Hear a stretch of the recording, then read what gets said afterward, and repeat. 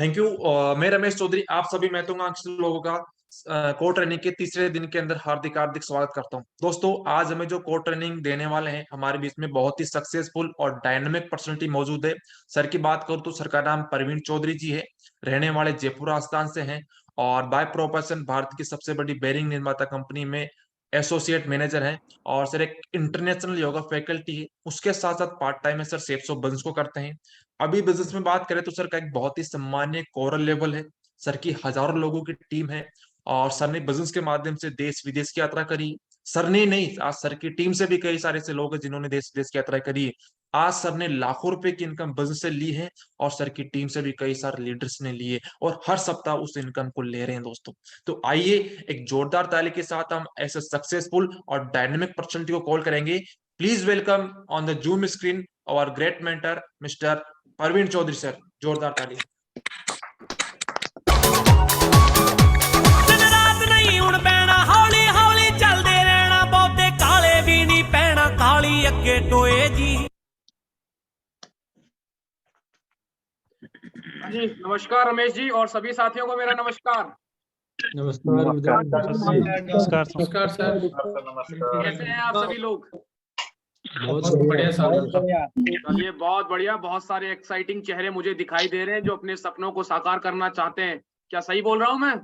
Yes sir. ये बहुत बढ़िया। और याद रखना, ख्वाहिशों से नहीं गिरते हैं फूल झोली में, ख्वाहिशों से नहीं गिरते हैं फूल झोली में, वक्त की शाख को हिलाना पड़ता है। अरे कुछ नहीं होता है मेरे दोस्त अंधेरों को बुरा कहने से, अपने हिस्से का दिया खुद जलाना होता है, खुद जलाना होता है। और बिल्कुल आज मुझे लगता है कि आप सभी लोग अपने हिस्से का दिया जलाना चाहते हैं, अपने हिस्से का काम करना चाहते हैं और जिंदगी में आगे बढ़ना चाहते हैं। दोस्तों, मैं प्रवीण चौधरी आप सभी दमदार लोगों का आज की स्पोर्ट ट्रेनिंग के तीसरे दिन के अंदर दिल की गहराइयों से स्वागत करता हूं। तो क्या आप सभी लोग 2 दिन जो आपने सीखा है एक बार उसको वापस आपने रिवाइज कर लिया है ऑलरेडी? आज मैं आपको तीसरे दिन की जो ट्रेनिंग देने जा रहा हूं, उस ट्रेनिंग में आज आपको वो सारी चीजें बताई जाएगी जो शेप्स ऑफ से संबंधित एक एक चीज को आपके सामने विथ एविडेंस और विथ प्रूफ, ताकि आप मार्केट में कभी भी निकले तो कोई भी बड़े से बड़ा आदमी, किसी भी प्रोफाइल का आदमी आपको इस बिजनेस के संबंधी कभी भी कोई भी अगर राय दे तो आप उसको विथ एविडेंस ये सेटिस्फाई कर सकते हैं कि सर आप अपनी जगह सही नहीं है। तो क्या नॉलेज लेने के लिए तैयार हैं? बिल्कुल सर। चलिए बहुत बढ़िया। आप लोगों से 2 रिक्वेस्ट जो मैं हमेशा करता हूं। पहली रिक्वेस्ट, अननेसेसरी यहां पर अपने आप को अनम्यूट ना करें। अगर आपको लगता है कि आप कहीं बिजी हैं और बार बार अनम्यूट हो रहा है, मैं 1 बार या 2 बार म्यूट का बोलूंगा, उसके बाद मैं रिमूव कर दूंगा, क्योंकि मैं नहीं चाहता एक व्यक्ति की वजह से पूरी टीम को डिस्टरबेंस हो। तो क्या आप अपने म्यूट और अनम्यूट के माइक का ध्यान रख सकते हैं? बिल्कुल सर। आवश्यकता हो तभी अपने आप को अनम्यूट करें और बोलिए। दूसरी ऑप्शन मैं आपको बोलूंगा कि आप लोग जब मीटिंग में आ ही गए हैं, सर्दी बाहर बहुत ज्यादा है, तो यहां पर बैठकर क्या आप इस एनर्जेटिक जो मीटिंग होगी उसको पूरे समय तक यहां पर विद वीडियो ऑन करके अटेंड कर सकते हैं? बिल्कुल सर। चलिए बहुत बढ़िया। तो स्वागत करते हैं आज तीसरे दिन। और कहा गया है कोर ट्रेनिंग के बारे में, अगर चाहते हो मोर तो बन जाओ। और मोर क्या क्या हो सकता है आपके लिए? मोर आपके लिए हो सकता है, हंसराज जी एक बार अपने आप को म्यूट कर लो, हंसराज नेहरा। मोर क्या होता है? पैसा भी हो सकता है। मोर क्या होता है? रिस्पेक्ट भी हो सकता है। मोर क्या होता है? देश विदेश की यात्राएं भी हो सकता है। मोर क्या होता है? बड़ा घर भी हो सकता है। मोर क्या होता है? बड़ी गाड़ी भी हो सकती है। तो मैं तो हमेशा ही बोलता हूँ, ये दिल मांगे मोर, ये दिल मांगे मोर, तो बन जाओ कोर। चलिए बहुत बढ़िया। तो कोर के आज के सेशन में मैं चालू करता हूं और सबसे पहले हमारे जो ग्रेट मेंटर है नरसी ग्रेवाल जी, उनके एक शानदार कोटेशन के साथ में शुरुआत।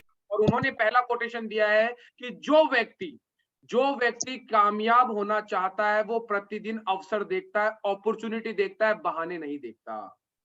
तो आप में से सारे के सारे लोग यहाँ मुझे लगता है कि अवसर देख के ही यहाँ आए, कोई बहाना तो नहीं मार रहा ना? अवसर देख के आए। तो देखिए दोस्त, मैं आपको बार बार कहता हूं कि या तो अपनी जिंदगी बना लो या अपनी जिंदगी में बहाने बना लो, दोनों आप ही को बनाना है। चाहे हंस के जी लो चाहे रो के जी लो, जीना आप ही को पड़ेगा। आज आप देखिए क्या अवसर देखेंगे इस सिस्टम के अंदर। सबसे पहले मैं बताना चाहूंगा, आप मुझे हाँ और ना में जवाब देना, ठीक है? जिसको हाँ लगता है वो हाँ दे सकता है, जिसको ना लगे। एक सफल आदमी की, सक्सेसफुल लाइफ की क्या डेफिनेशन होती है? कोई मुझे बताएगा कि सफलता का मतलब क्या होता है? What is the mean of the success? आपके हिसाब से सफलता का मतलब क्या होता है? हाँ जी, कोई भी व्यक्ति जी सर बताइए। किसी भी काम को करने में सफल हो और अपने लक्ष्य के प्रति आपके लिए समर्पण सफलता की। का क्या मतलब है? आपके लिए, सीताराम जाजुंदा के लिए सफलता का मतलब क्या है? सर सफलता का मतलब यही है हमारे लिए कि कोई भी काम या कोई भी कार्य करे उसके अंदर संपूर्ण तरीके से पूरा करे, उसको 100% दे। चलिए ठीक है, और कोई आदमी अपने हिसाब से बताइए आपके लिए सफलता क्या है? आपको गाड़ी मिल गई आप सफल हो गए, आपको कार मिल गई आप सफल हो गए, क्या चीज आपके लिए सबसे ज्यादा मायने रखती है सफलता के लिए? हाँ जी। सर नमस्कार। जी नमस्कार अरुण जी। हाँ जी, सफलता ये कहना चाहूंगा सर मैं कि भी मेरे होने के बाद, मेरे रहते हुए और मेरे ना होने के बाद भी मेरे बच्चों का सफलता से वो हो। चलिए बहुत बढ़िया, मतलब आप हैं तब भी आपके परिवार में कोई कमी ना हो, और आप ना हो तब भी आपके परिवार में किसी चीज की कमी ना हो। चलिए बहुत जी बढ़िया, सर। ये अरुण जी के लिए डेफिनेशन थी। और कोई साथी? यस संदीप। सर सफलता का मेन डेफिनेशन मेरे हिसाब से ये है आपके कि लिए, आपके लिए हाँ आपका मतलब क्या है सफलता से? ओके, मेरे लिए ये है कि मेरे जो ड्रीम्स है वो मैं सारे अचीव कर लूँ और अपनी ज़िंदगी में जो मैं चाहता हूँ उसमें कामयाब हो जाऊँ। मतलब आपको जिन मिल जाए, एक जो बोले वो काम हो जाए, वो आपके ये लिए सफलता है। चलिए बहुत बढ़िया है। नहीं और कोई बट साथी? हाँ जी। सर अपने लक्ष्य को पाना ही सफलता होती है सर।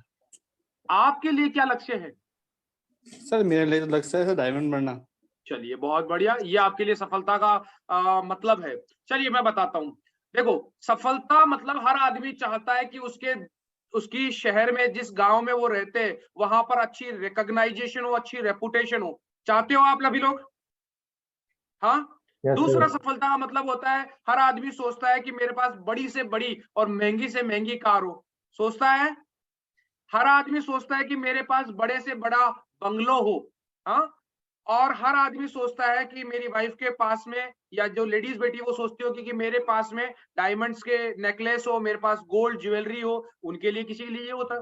बेस्ट एजुकेशन हो बच्चों के लिए, फॉरेन ट्रिप्स हो, गर्मियों की छुट्टी बनाने के लिए मामा के घर नहीं विदेश यात्राएं करें, बैंक बैलेंस इतना हो कि कभी चेक करने की जरूरत ना पड़ जाए, टाइम फ्रीडम, अपनी मर्जी से काम करें। नौकरी के चक्कर में सुबह मैं देखो आपको यहाँ 8 बजे ही पहुंचाऊं और मीटिंग लेने से 10 मिनट पहले पहुंचाऊं।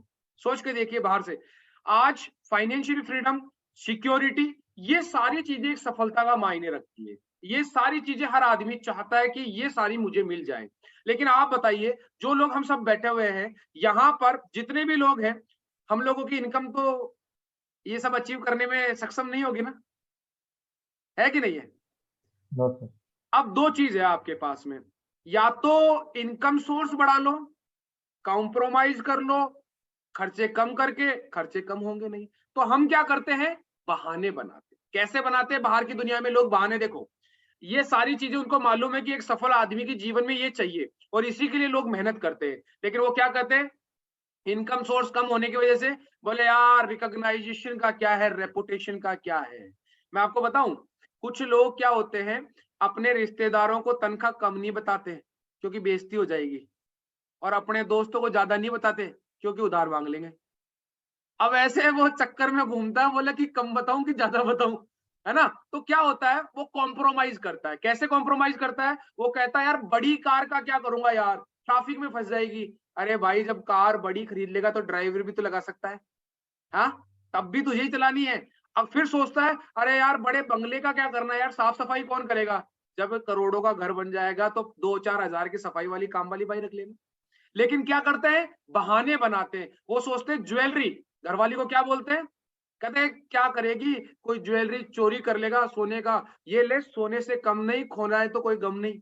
हाँ, आर्टिफिशियल ज्वेलरी देना स्टार्ट करते हैं, बहाने बनाना स्टार्ट करते हैं। फिर क्या करते हैं, अपने बच्चों को क्या कहते हैं, बोले तुम्हारे बाप दादा ही नहीं पढ़े अच्छी स्कूलों में, हम भी सरकारी स्कूल के अंदर पढ़ के हुए हैं। बहाना बनाते हैं, क्यों? क्योंकि इनकम सोर्स बढ़ाने में स्ट्रगल होता है। लेकिन आप सोच के देखना, मैंने आपको कल डेफिनेशन दी थी, अमीर और गरीब माँ के पेट से नहीं आता है। अमीर आदमी अपनी सोच की वजह से बनता है, गरीब आदमी अपनी सोच की वजह से बनता है। अब देखो सोच कहाँ जा रही है, वो कहता है फॉरेन ट्रिप। यार हमारे हिंदुस्तान में बहुत सारी चीजें देखने के लिए, लेकिन कितने लोग यहाँ बैठे हुए हिंदुस्तान पूरा देख लिया? आज जो जयपुर का है ना, प्रॉपर तरीके से जयपुर का भी हर कोना कोना नहीं देखा होगा उसने। जयपुर के फास्ट फूड स्ट्रीट कौन सी है, जयपुर में सबसे ज्यादा कहाँ पर ये मिलता है, हर एक चीज का नहीं आइडिया होता है, लेकिन बहाने बनाते हैं। बैंक बैलेंस के बारे में बोलते हैं लोग, क्या बोलते हैं, क्या लेकर आए थे, क्या लेकर जाओगे। भाई साहब ये डायलॉग जो बाबा मारता है ना, वो उस चीज का 2 लाख रुपए ले जाता है कि क्या लेकर आए थे, क्या लेकर आओगे, है ना। मेरे स्टेटस पे देख लेना, गुरु गोपाल दास, आना गूगल पे सर्च करना, गुरु गोपाल दास प्रभु कौन है, उनका स्टेटस है कि भैया पैसा होगा तो हर कोई पूछेगा भाई कैसा है, और नहीं होगा ना तो बोलेगा तू कौन है। तो पैसे की वैल्यू भाई, लेकिन बहाने बनाने वाले लोगों के लिए बहुत आसान है ये बोलना कि क्या लेकर आए थे और क्या लेकर जाए थे। टाइम फ्रीडम, लोग क्या बोलते हैं, अरे यार क्या करेंगे, आधी जिंदगी सो के निकाल दी, कुछ तो काम करेंगे। अरे काम करने को मना किसने किया है, लेकिन किसी की गुलामी करना और काम करने में दोनों में अंतर है। काम आप अपनी मर्जी से कीजिए, मैं अपनी मर्जी से कोट पैंट पहन के बैठा हूं, लेकिन ऑफिस अपनी मर्जी से नहीं पहन के जाता हूं। ऑफिस रूल रेगुलेशन की वजह से वो शर्ट पहन के जाता हूं। वो ऑफिस 8 घंटा वो बंदिश की वजह से बैठता हूं, अपनी मर्जी से नहीं बैठता हूं वहां पर। यहां मैं अपनी मर्जी से कर रहा हूं, टाइम फ्रीडम इसको कहते हैं। फाइनेंशियली फ्रीडम, आज आपको मालूम है, अभी देखो हरी सर के अभी अकाउंट में हुए 7 दिन की इनकम 8,31,000 रुपए अकाउंट में विद जीएसटी टैक्स कटने के बाद में। ये होती है फाइनेंशियल फ्रीडम। कार की सर्विस करवाने गए वो, और कार की सर्विस करवाते करवाते सामने उनको रॉयल इनफील्ड का और एसडी का शोरूम दिखा, एसडी के शोरूम में गए और 2.5 लाख की मोटरसाइकिल उठा के ले आए। ये होती है फाइनेंशियल फ्रीडम। किसी चीज को खरीदने से पहले आपको उसके प्राइस टैग देखने की जरूरत ना पड़े। नहीं तो क्या होता है, मॉल में जाते हैं, घरवाली को ये साड़ी पसंद आती है और वो क्या कहते हैं, इसका कलर अच्छा नहीं है, वो वाली अच्छी है। क्यों? उसका प्राइस टैग पे दिख रहा है 1500 रुपए, इस पे दिख रहा था 15,000 रुपए। तो ये क्या होता है, बहाने बनाने शुरुआत करते हैं। और सिक्योरिटी, दोस्त सिक्योरिटी जो अभी अरुण जी बात कर रहे थे, लोग सिक्योरिटी के नाम पे क्या कराते हैं, एक टर्म प्लान करवा लेते हैं, लेकिन एक बार पैसा मिलना और लगातार पैसा मिलना बहुत अंतर होता है मेरे दोस्त, बहुत अंतर होता है। एक बार दबा के खाना खा लो तो दोबारा खाना नहीं खाना पड़े, ऐसा गलतफहमी है। एक बार जिसको करोड़ मिल गए ना अगर टर्म प्लान के भी, तो वो करोड़ जाते हुए भी निकलेंगे। लेकिन अगर हर सप्ताह 2-2 लाख आएंगे लगातार आपकी पीढ़ियां, आज सोच के देखिए श्याम सुंदर शर्मा जी के, जो हमारे आज इस दुनिया में नहीं है, लेकिन आज उनके घर में लगातार पिछले 16 साल के अंदर 13 करोड़ रुपए जा चुके। आप देखिए अवधेश कुमार जी को लगातार उनके घर में 2-2 लाख रुपए जा रहे हैं। तो ये होता है रेगुलर सिक्योरिटी का। तो दोस्त कॉम्प्रोमाइज करोगे या कमिटमेंट करके आगे बढ़ोगे, क्या करना चाहते हो? चाहते हो कमिटमेंट, संकल्प लोगे तो आप अपना इनकम का सोर्स बढ़ा सकते हो। अन्यथा क्या करोगे, बाहर की चीजों को दोष देते रहोगे और जिंदगी में कभी आगे नहीं बढ़ पाओगे मेरे दोस्त। अब देखो एक कैलकुलेशन बताता हूँ आप लोगों को, एक कैलकुलेशन समझने का प्रयास करना, ये कैलकुलेशन आपको समझ में आ जाएगी, ठीक है ना। अब देखो एक साधारण व्यक्ति की इनकम बताता हूं। अगर मोटा मोटा मैं बोलूं कि एक साधारण व्यक्ति अगर उसकी इनकम अगर बात करें तो उसको रहने के लिए लगभग 50 लाख का घर चाहिए होता है हर आदमी का। नॉर्मल आज अगर सिटी में मकान लेता है 50 लाख का होता है ना। अगर उसके 2 बच्चे हो जाए और दोनों बच्चों को उसको पढ़ाना है ना, तो मोटा मोटा 2 बच्चों की पढ़ाई 10 लाख में हो जाएगी। 5-5 लाख रुपए अगर इंजीनियरिंग करता है, वैसे तो ज्यादा जाएगा, मैं तो एवरेज ले रहा हूँ, 10 लाख में उसको पढ़ाई हो जाती है जोड़ना। और उन दोनों बच्चों की शादी करता है तो कम से कम 10-10 लाख रुपए में, 20 लाख रुपए में शादी हो जाएगी। 5-10 लाख की गाड़ी दे देगा, ये दे देगा। तो कुल खर्चा कितना हो गया, 50 लाख का घर, 10 लाख रुपए की पढ़ाई, 20 लाख रुपए की शादी।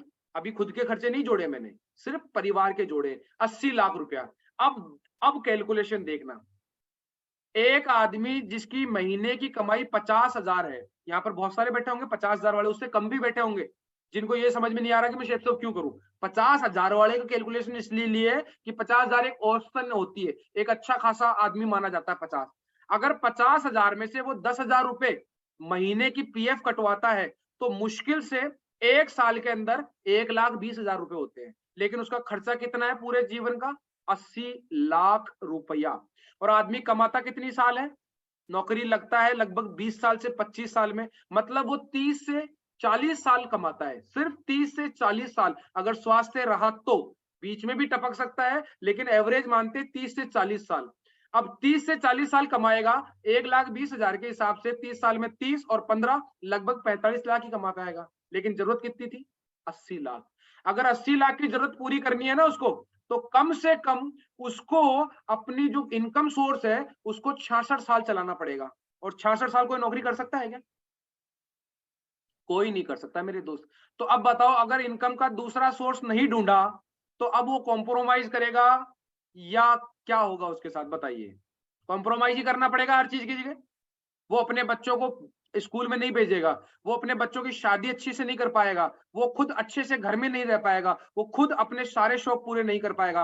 अब आप मुझे बताओ, क्या कॉम्प्रोमाइज वाली घिसी पिटी जिंदगी जीना चाहते हो, या हरि सर, कमल सर, पंकज सर और भी जितने सीनियर हमारे लीडर हैं, माधव जी, उनकी तरह काम करके मेहनत करके एक रॉयल जिंदगी जीना चाहते हो? क्या चाहते हो बताओ, रॉयल जिंदगी या कॉम्प्रोमाइज वाली घिसी पिटी जिंदगी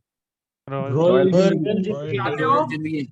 अब देखो मैं आपको कुछ बताऊंगा, आप देखना आपकी लाइफ में भी होता है। मैंने बोला इस बिजनेस के अंदर डायमंड बनना बड़ी बात नहीं है, लेकिन सबसे पहला डायमंड जैसी सोच आना बड़ी बात होती है।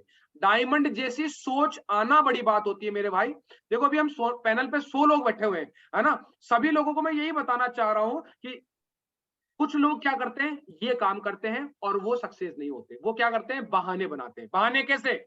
मैं बदनसीब हूं। भाई साहब, इस धंधे में बदनसीबियत के तो कोई भी जगह नहीं है।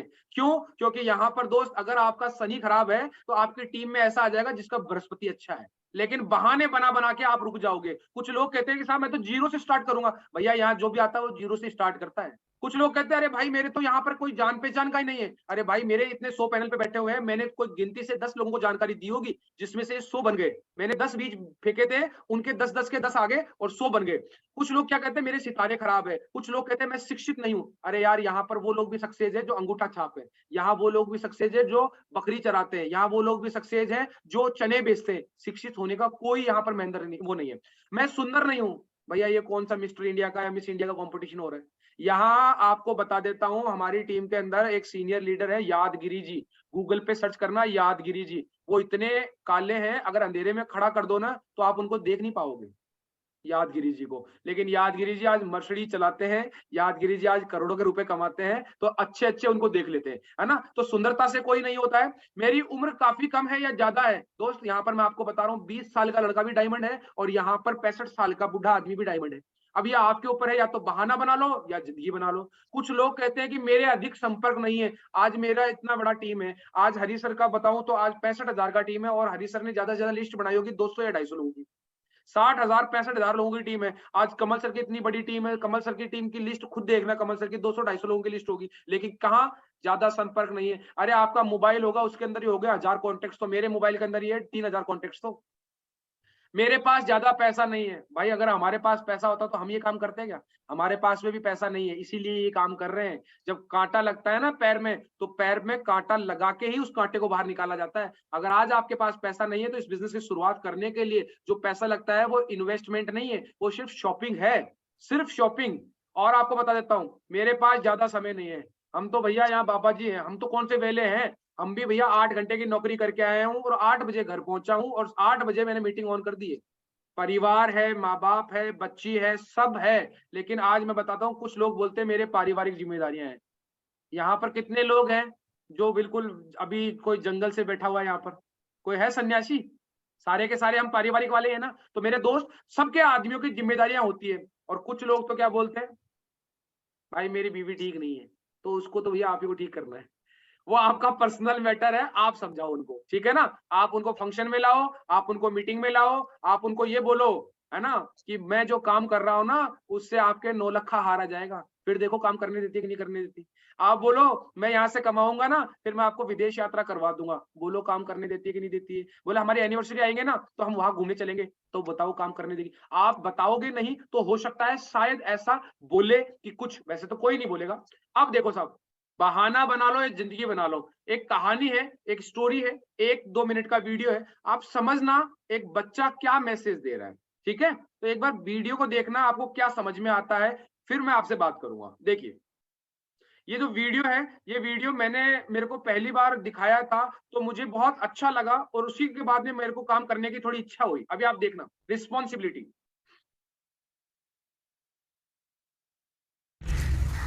ये एक रोड है, उस रोड के बीच में तूफान आया और एक पेड़ गिर गया। तो पुलिस वाले हैं,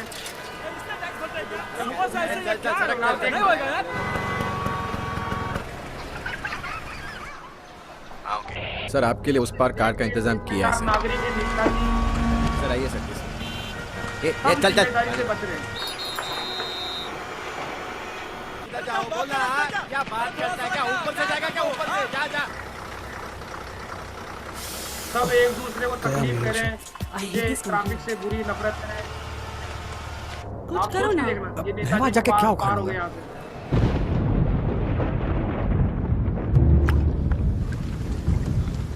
कैसी जाने बूंदे आई, जाने कैसा दर्द लाई, सामने क्या है ये तेरे, क्यों रुका है तू बता रे हो।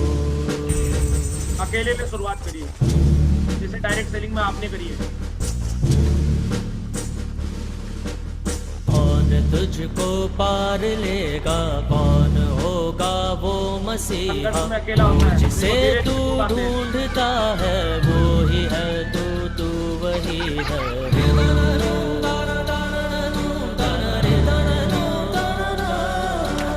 तुझ में तेरा रास्ता है, तुझ में तेरा है सहारा, तू ही तुझको पार लेगा, तू ही है तेरा किनारा।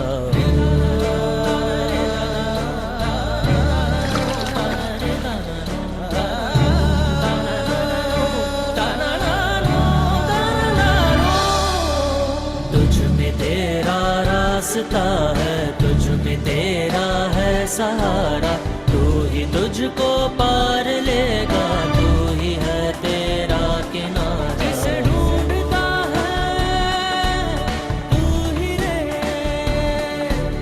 तू ही रे। क्या समझ में आया आप लोगों को इस वीडियो से? हाँ जी, जिम्मेदारी वो करनी पड़ेगी, उसके बाद तो पूरी कायनात साथ देगी सर। और कोई क्या संदेश था इस वीडियो का? शुरुआत सर हमें करनी शुरुआत बच्चे हमें ने ही टीम करनी भावना पड़ेगी। सिखाई। मतलब हमारी जिम्मेदारी हमें ही उठानी पड़ेगी।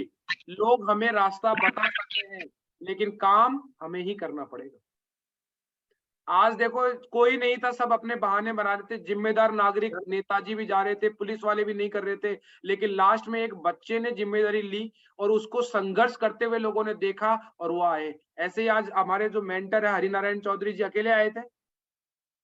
आज कारवा खड़ा है कि नहीं खड़ा उनके पीछे?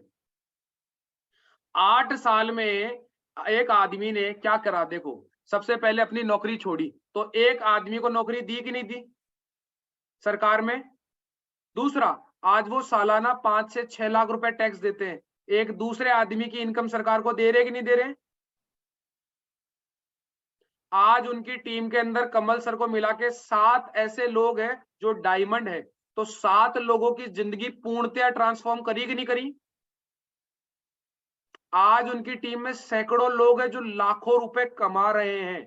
आज उनकी टीम में हजारों लोग हैं जो बात करें करोड़पति बने हैं, और ऐसे लोग हैं जो कार लेके आए हैं, जो बेकार थे, जिनके पास कार नहीं थी, आज उनके पास कार है। बताइए, अगर वो शुरुआत नहीं करते तो ऐसा होता कुछ? आज आप भी नए हैं, आपको भी लगता होगा सर होगा कि नहीं होगा। दोस्त होगा, विश्वास आपको करना है। या तो बहाने बना लो, बहाना बनाना बहुत आसान है कि सर नहीं होता है, लेकिन करने के लिए सिर्फ एक जिद चाहिए, करने के लिए सिर्फ आपका जोश चाहिए। तो क्या आप 3 से 4 साल यहाँ दमदारी के साथ में, ईमानदारी के साथ मेहनत कर सकते हैं? अगर आप मेहनत कर लेंगे तो दोस्त आपके साथ में भी अच्छी जिंदगी हो सकती है। नहीं तो एप्पल का लैपटॉप अच्छा लगेगा और ऐसा लाओगे। दिख रहा है आपको?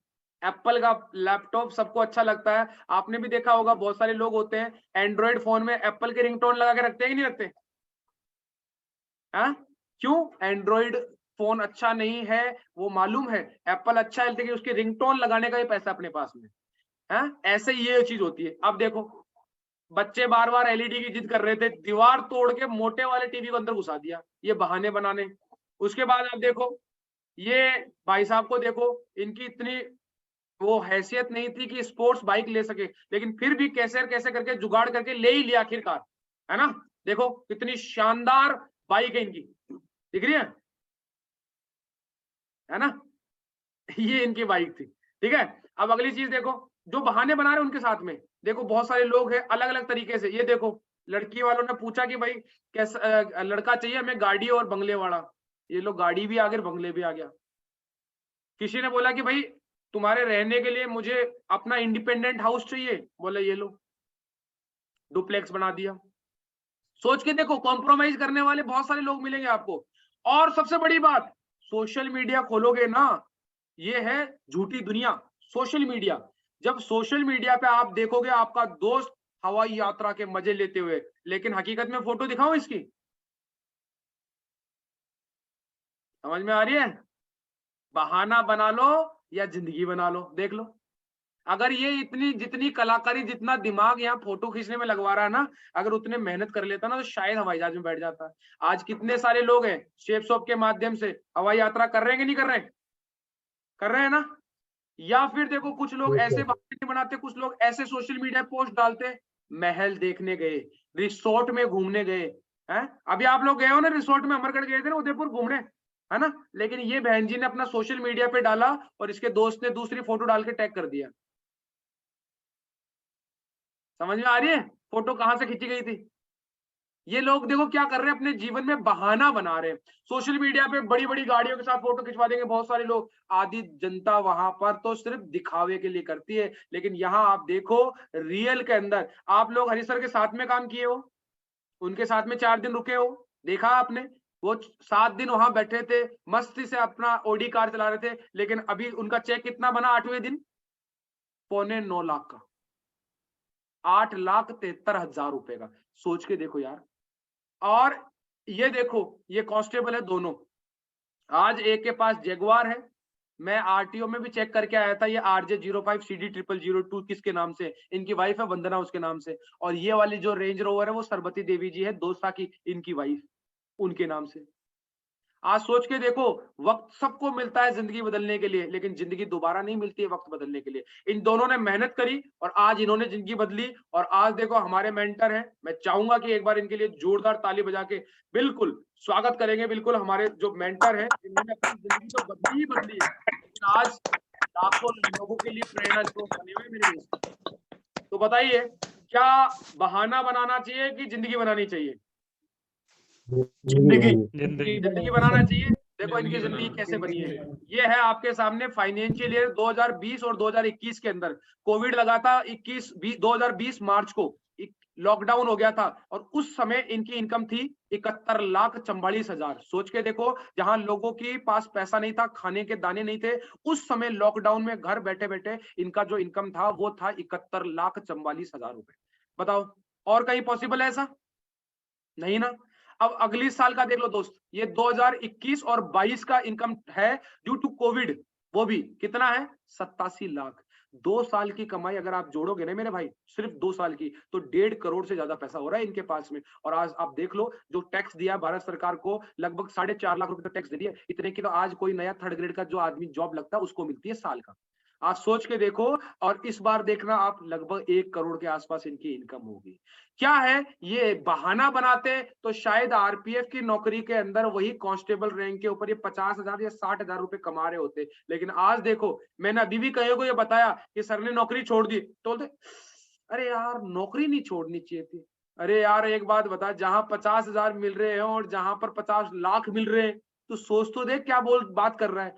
जो पैसा उसको साल में मिलता उतना तो वो टैक्स दे देता सरकार को। तो सोच के देखो यार, क्यों आज अगर आपको बेहतर अपॉर्चुनिटी मिले तो क्यों नहीं जाओगे दोस्त?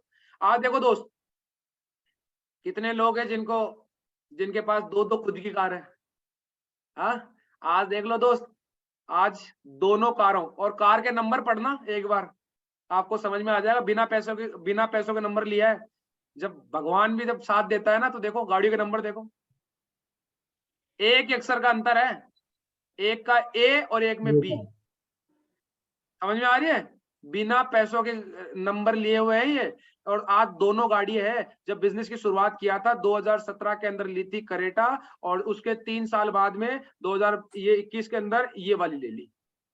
अब आप सोच के देखो मेरे भाई, यार आज एक आदमी ले लेता है, शादी में दहेज में मिल जाती है ना, तो 15 साल तक रगड़ता है उसको, 15 साल तक दोबारा वो दूसरी गाड़ी खरीदने की नहीं सोचता है। अगर ऐसा हो, आप खुद देख लेना अपने प्रोफाइल में। और एक कांस्टेबल आदमी देखो करेटा लेता है 16 लाख की, और उसके बाद में सीडी 70 लाख की गाड़ी लेता है। कहां से आता है ये? आता है डायरेक्ट सेलिंग से, जो मेहनत करता है। आज देखो सर, इनके पास में अजमेर के अंदर 300 यार्ड के अंदर मकान है पंचशील में, और इनके अड़ोसी पड़ोसी जितने भी है ना, वो कॉलोनी को रिटायर्ड कॉलोनी कहते हैं। सारे लोग जब 60 साल के बाद रिटायर्ड हुए, उनकी कंपनी, उनकी कॉलोनी में जज है, प्रिंसिपल है, डॉक्टर है, सारे रिटायर्ड है। और ये 34 साल का यंग रिच रिटायर्ड है। और अगला ये लेंगे, अभी जयपुर में जमीन देख रहे हैं लगभग 1 बीघा की, वहां पर ये मेंशन बनाएंगे। मेंशन जानते हो कोई लोग? मेंशन का मतलब मालूम है? सुमन बताऊं मकान को, डायमंड को जल्दी से जब निकल जाओ। अच्छा, मेंशन का मतलब जो होता है ना, वो आप गूगल पे सर्च करना होता क्या चीज है। आपने अभी तक सुना होगा होम, हाउस, प्लॉट, हाँ, बंगलो, ये उससे भी अलग होता है मेंशन। आप देखना, गूगल पे सर्च करना, इसका मतलब क्या होता है, तब आपको हवेली, कोठी, है ना। इसके अंदर मतलब इतने होते हैं, नौकर के लिए भी घर होता है, नौकर के लिए भी घर होता है, इसको बोलते हैं मेंशन। अब देखो साहब, आज देखो पूरी फैमिली को, पूरे गांव को, पूरे समाज को, इनके सास ससुर, इनके खुद के मदर, इनकी सिस्टर, उनके हस्बैंड, सारे गांव के चाचा ताऊ, सबको एक स्टेज पे लाकर हजारों लोगों के सामने सम्मानित करवाया। बताओ, आपके पास में ऐसा कोई है जॉब के अंदर कि समाज को तो छोड़ो, रिश्तेदारों को तो छोड़ो, आप अपनी वाइफ को भी अपने वर्क प्लेस पे ले जा सकते हो क्या? बताओ, अपनी वाइफ को अपने वर्क प्लेस पे भी नहीं ले जा सकते? दोस्त, ये बिजनेस इस तरीके का है कि आज आप पूरी फैमिली के साथ कर सकते हो। आप देखो, मैं घर बैठा बैठा कर रहा हूँ, आप अपने घर बैठे बैठे कर रहे हो, फिर भी कुछ लोग बहाना बनाते हैं, अरे यार ऐसा होता है, वैसा होता है। दोस्त, जिंदगी आपकी है, फैसला आपको है, या तो बहाना बना लो या जिंदगी बना लो। बहाना जिंदगी भर बनाना पड़ेगा, और जो काम है जिंदगी बनाने का, वो 3 से 4 साल का है। अब बताओ, बहाना बनाओगे कि जिंदगी बनाओगे? जिंदगी बनाओगे, तो 3 से 4 साल की मेहनत है मेरे दोस्त। और बता देता हूँ, अब बताता हूँ, अब स्टार्ट होती है ट्रेनिंग। इतनी देर तो सिर्फ आपको एविडेंस दे रहा था, अब देता हूँ ट्रेनिंग। अब देखो, जो लोग कह रहे हैं ना, नेटवर्क मार्केटिंग के प्रति लोगों की सोच देखना। पहली, फंसने का धंधा है साहब, इसमें तो फंसाते हो, अपने रिश्तेदारों को फंसाते हो, उनको फंसाते हो। हाँ, बिल्कुल सही है बात, हम तो फंसाते हैं। अरे भाई साहब, फंसे फंसाए तो लोग दुनिया में बाहर ऑलरेडी घूम रहे हैं, हम तो उस जंजाल से निकालते हैं। आज सोच के देखो, आज पंकज चौधरी ने फंसाया बत्तू राम मीणा को, बत्तू राम मीणा करोड़पति बन गया। बत्तू राम मीणा ने फंसाया हरिनारायण चौधरी को, वो हरिनारायण चौधरी करोड़पति बन गए। हरिनारायण चौधरी ने नीचे फंसाया सुधीर जी को, वो आज करोड़पति बन गए। उन्होंने अपने नीचे बताया कलम जी को, वो आज करोड़पति बन गए। बताओ, फंसे हुए हम हैं या वो फंसा रहे हैं नेटवर्क मार्केटिंग वाले? कौन है? नौकरी पेशा वाला आदमी खुद फंसा हुआ है किसी और के पास में। 10,000, 20,000, 50,000, 100 लाख, इससे ऊपर क्या जाएगा? वो लाख 1.5 लाख तक फंसा हुआ है, लेकिन वो क्या बोलते हैं, यहां फंसा रहे। दोस्त, आज एक बात बताओ, अगर फंसने से मेरे घर की गरीबी दूर होती है, मेरे पास महंगी गाड़ी आती है, तो मैं तो फंसूंगा भाई। और आप लोग? फंसूंगा सर, मैं भी। बिल्कुल सर। जब फंसना ही है तो साला 8 लाख के लिए फंसो ना, क्यों 10,000, 15,000, 50,000, 60,000, लाख रुपए के लिए फंसे हुए हो? दोस्त, लोग तो बोलेंगे, क्योंकि लोगों का काम है। लोग बोलते तू खुद तो फंस गया, दूसरों को फंसा रहा है। लोग कहते टोपी पहनाने का काम है। लोग कहते बेवकूफ बनाते हो। अरे बेवकूफ तुम बना रहे हो अपने परिवार वालों को, बेवकूफ तुम बना रहे हो अपने आप को। यहाँ पर जितने भी लोग हैं, आज कमल सर नौकरी के साथ ही तो कर रहे हैं। अगर सेफ शॉप नहीं करते तो भी नौकरी चल रही थी। सेफ शॉप कर रहे हैं तब भी नौकरी चल रही है। 24 घंटे उनके पास है, 24 घंटे मेरे पास में है, और उन्होंने 24 घंटे में काम किया। और एक बात बताओ, अगर वो 10,000 भी सेविंग डालते हैं ना हर महीना, तो भी उनका 1,20,000 साल का होता है। और अभी फोन लिया, कितने का लिया? 1,14,000 बहुत राजा। 1.5 लाख से ऊपर का हो गया, जितने की सेविंग नहीं थी उससे ज्यादा का फोन कैसे ले लिया? वो पार्ट टाइम में काम किया। अब उनके पास में बहाना था। अब लोग क्या बोलते हैं यहाँ पर? लोग ये बोलते हैं ये बेवकूफ बनाते हो। अरे बेवकूफ तुम अपने आप को बना रहे हो, बेवकूफ अपने बच्चों को बना रहे हो, बेवकूफ अपनी बीवी को, अपने माँ बाप को बना रहे हो कि मैं 8 घंटा नौकरी करके आ गया, अब कुछ नहीं करूंगा। दोस्त, समय उतना ही है। समय का सदुपयोग करके आज लाखों लोग लखपति बन गए हैं और बहुत सारे लोग करोड़पति बन चुके हैं। या तो बहाना बना लो या फिर यहाँ मेहनत करके अपनी जिंदगी बना लो। तुम ही बन जाओ करोड़पति, हम तो ठीक है। मैं आपको हजारों एग्जांपल दे दूंगा। मेरे खुद के ताऊ के लड़के ने बोला था तू कर लेना, मैं तो बाद में कर लूंगा। आज वो मुझे दिखता नहीं है। हरिनारायण चौधरी जी के आसपास के जो थे, कहते ना दिए के नीचे अंधेरा है, आसपास के लोग आज भी नहीं फंसे। मजे की बात तो ये है, वो आज भी नहीं फंसे। वो आज भी कहीं ना कहीं फंसे हुए, पर्दे बेचने में, कभी कहाँ कभी कहाँ कभी कहाँ। सोच के देख लो मेरे दोस्त। आज बताओ, अगर वो फंस जाते तो सही था कि गलत था? सही था ना। लेकिन क्या है, कुछ लोग क्या करते हैं, ये सोचते हैं कि हम बेवकूफ नहीं, ये बेवकूफ बना रहे हैं, अपने आप को बेवकूफ बना रहे हैं, ये करोड़पति बन जाएगा। आज बहुत सारे लोगों के वीडियो दिखा दूंगा जो मुझे भी कहा है, कलम सर को भी कहा था कि तेरे पास वो गाड़ी आ जाएगी ना तो तेरी गाड़ी की पॉलिश कर लूंगा। आज वो दिखते नहीं है। आज मैं आपको बताऊं, हरिनारायण चौधरी जी रहते थे अजमेर के अंदर। अजमेर में रेलवे क्वार्टर गुरुद्वारा के पीछे, मेरा घर है अजमेर के अंदर। मैं जाता था उनके क्वार्टर पे, और उनके इस साइड में था मुकेश जी है जो कि रहने वाले आगरा के। इधर मुकेश जी का प्लॉट वो था क्वार्टर रेलवे का, और इधर एक शर्मा जी है उनका क्वार्टर था वहां पर। तो उन्होंने प्लान दोनों को दिया, दोनों को दिया। एक आदमी ज्वाइन हो गया मुकेश जी, और उधर वाले आज तक ज्वाइन नहीं हुए। वो अभी भी सुबह साइकिल लेके जाते हैं, आगे टॉर्च बांध के, डंडा बांध के ड्यूटी जाते हैं। आज मुकेश जी ने भी नौकरी छोड़ दी और हरिनारायण जी ने भी नौकरी छोड़ दी। और उसी क्वार्टर से 7 किलोमीटर दूरी पर हरिनारायण चौधरी जी ने ले लिया 1.5 करोड़ का मकान, और उसी फ्लैट से 6 किलोमीटर दूरी पर मुकेश जी ने ले लिया 35 लाख का फ्लैट। अब बताओ फंसा हुआ कौन है? अब बेवकूफ कौन बना रहा था? वो आज भी अपनी साइकिल के आगे टॉर्च बांध के आरपीएफ में नौकरी कर रहा है। आप सोच के बताओ कि करोड़पति तुम ही बन जाओ। अरे दोस्त, चलो कोई इस बहाने हमें तो अच्छा तो बोलता है, अंत बुरा होगा। एक बात बताओ, आज अगर आपको यहाँ पर, अगर आपका अपलाइन आपको यहाँ से डायमंड बना दे, तो क्या जिंदगी में आप और आपका खानदान उस आदमी का बुरा चाहेगा? बताओ, तो क्या बुरा होगा? अंत तो भैया नौकरी वालों को होता है ना। क्यों? क्योंकि अब तो पेंशन भी नहीं आती है, अब टेंशन ही आती है। फिर लगता है कि अब बुढ़ापे में करूंगा क्या, मैं पैसा ही नहीं आ रहा। तो दोस्त, अंत बुरा नहीं होता है, यहाँ दुआएं मिलती है लोगों की जिंदगियां बदलने की। आज आपको मैं बताता हूँ इस बिजनेस को करेगा कौन, इस बिजनेस को किस तरीके के लोग करेंगे और क्यों करेंगे, ये देखना मेरे दोस्त। वीडियो सुनना, आपके रोंगटे खड़े नहीं हो जाए तो मुझे बता देना। इतना जबरदस्त वीडियो है इस बंदे का। जब मैंने देखा था ना पहली बार, तब मुझे समझ में आया कि भाई साहब इस बिजनेस को करेगा कौन। सुनना, जो लोग मजदूर होंगे, जो मजबूर होंगे, वो लोग कामयाब होंगे। डियर फ्रेंड्स, यहाँ पे एक बार अकबर का दरबार लगा हुआ था। अकबर ने ताली मारी, 3600 पकवान बने हुए थे। अकबर ने ताली मारी, सभी लोग खाने लगे। सभी लोग खाने लगे, बिरबल नहीं खा रहे थे। अकबर ने बोला बिरबल खाओ। कहता नहीं महाराज, काश वो होती तो। कहता यार कमाल की बात कर रहे हो, रोज भाभी जान के साथ खाना खाते हो, आज हमारे साथ खा लो, क्या फर्क पड़ता है। बिरबल ने बोला नहीं महाराज, काश वो होती तो। अकबर ने ताली मारी, सभी ने खाना बंद कर दिया।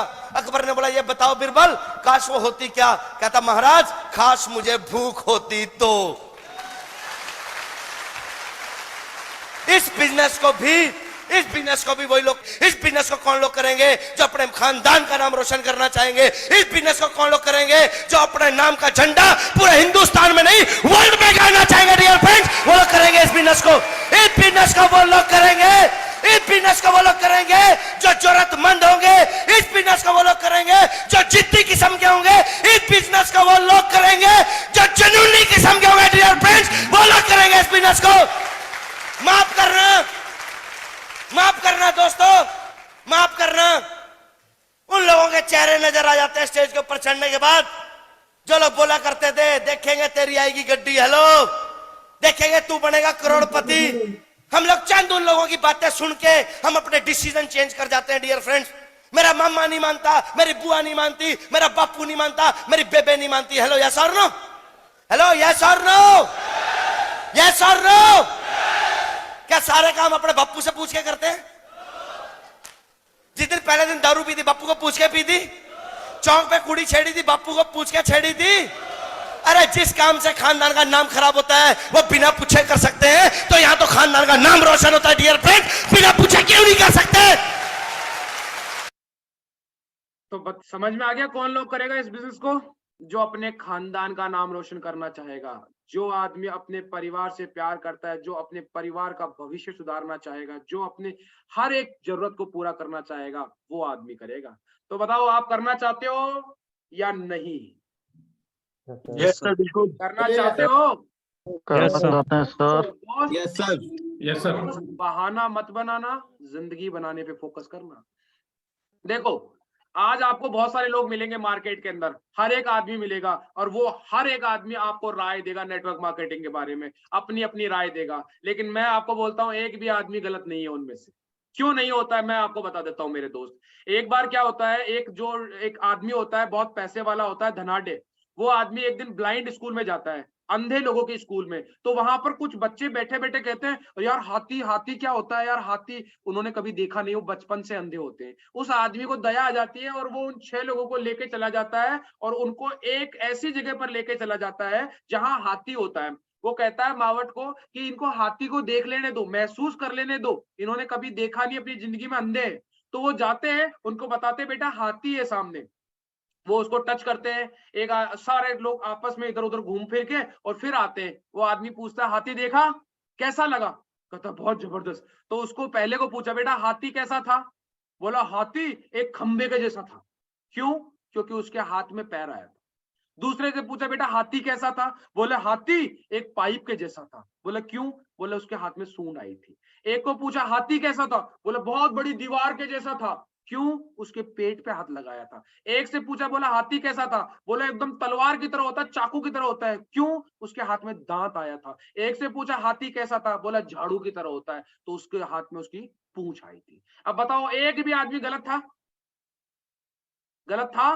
कोई नहीं था गलत, सारे के सारे लोग सही थे। लेकिन क्या है, उन्होंने जिस हिसाब से देखा उस हिसाब से बता दिया। आपको मार्केट में कोई बोलते हैं टोपी पहनाने वाला, तो उसने वैसा देखा है। कोई बोलता है जिंदगी बदलने वाला, तो उसने ऐसा देखा है। आप बताओ आपने कैसा देखा है? टोपी पहनाने वाला है जिंदगी बदलने वाला? जिंदगी बदलने वाला। अब एक बात बताओ, जब टोपी पहनाने वाला बोलता है तो आप उसकी बात क्यों मान लेते हो? भाई आपने देखा है ना, आप अपनी जगह पर सही हो। देखो मैं आपको बताऊं, ट्रेन जो होती है ना, ट्रेन के एसी कोच और जनरल कोच में कितना डिस्टेंस होता है?